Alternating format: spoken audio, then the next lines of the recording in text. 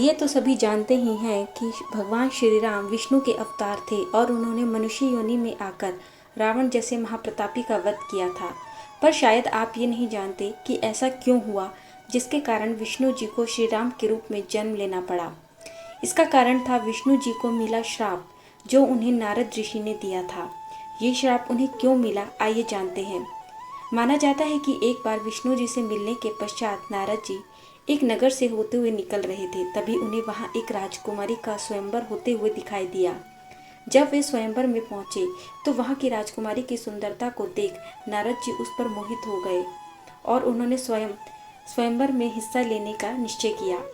नारद जी ने विष्णु जी से कहा कि आप मुझे अपनी तरह सुंदर बना दीजिए ताकि मैं हरि बन जाऊं।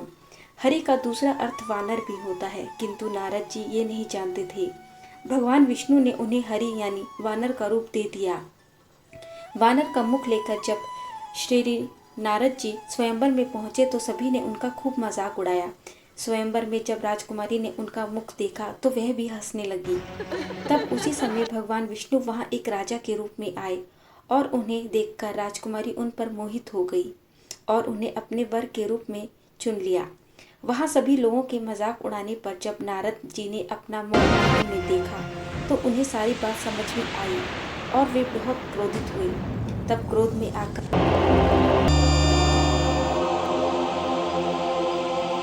ये आपने अच्छा नहीं किया लक्ष्मी नारायण, मेरी जग हंसाई करवाकर आपने अच्छा नहीं किया। मैं आपको श्राप दे रहा हूं कि आप मानव योनि में जन्म लेंगे,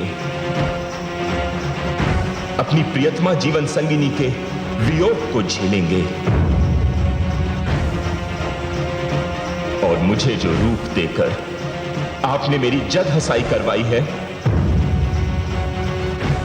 उसी रूप को रखने वाले लोगों से आपको सहयोग और सहायता की भीख मांगनी होगी।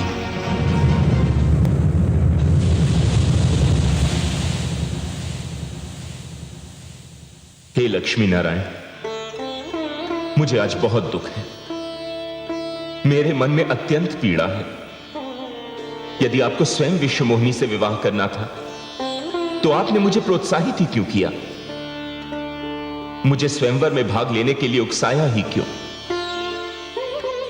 मैंने तो आपसे अपना कल्याण करने की विनती की थी, आपने मुझे उपहास का पात्र बना दिया।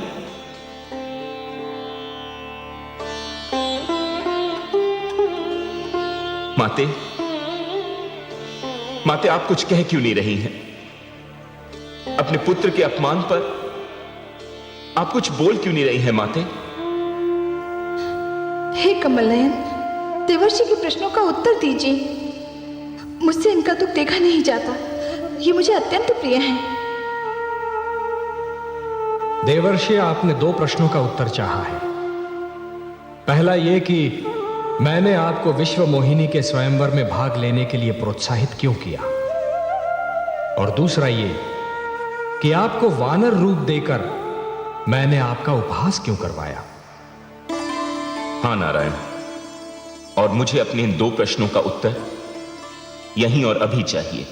निस्संदेह देवर्षि, जहां तक आपको स्वयंवर में भाग लेने के लिए प्रोत्साहित करने का संबंध है, तो मैं आप पर यह सत्य प्रकट करना चाहता था देवर्षि कि आपकी उस घोषणा के उपरांत भी कि आपने काम को जीत लिया है, आप काम को जीत नहीं पाए। देवर्षि, यदि आपने काम को जीत लिया होता तो विश्व मोहिनी को देखने के उपरांत आप उस पर आसक्त न हुए होते, अपना आपा न खो बैठते।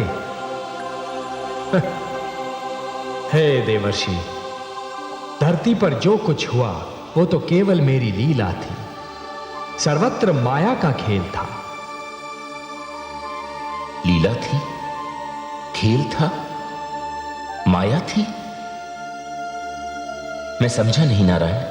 हाँ देवर्षि, वेदवती आपके नारायण की भक्त थी, इन्हें पाना चाहती थी, परंतु रावण की दुष्टता के कारण उसके जीवन का अंत हुआ। तब उसने विश्व मोहिनी बनकर अपने आराध्य विष्णु को पा लिया। हाँ देवर्षि, देवर्षि नीचे देखिए, जहां आपको शील नगरी दिखाई दी थी, राजा शील का भवन दिखाई दिया था, विश्व मोहिनी का स्वयंवर मंडप दिखाई दे रहा था। अब वहां क्या है?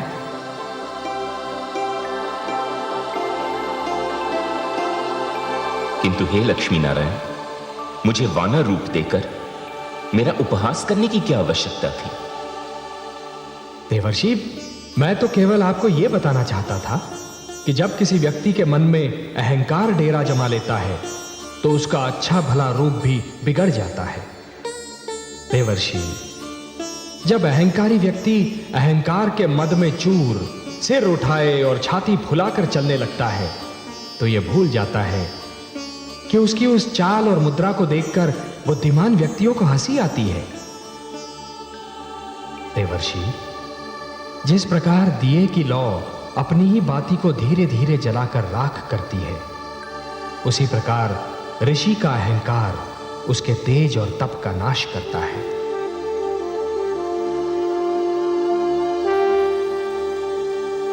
हे ब्रह्मापुत्र, मैं आपके तेज और तप को अहंकार की अग्नि से बचाना चाहता था। वो आपका उपहास नहीं था।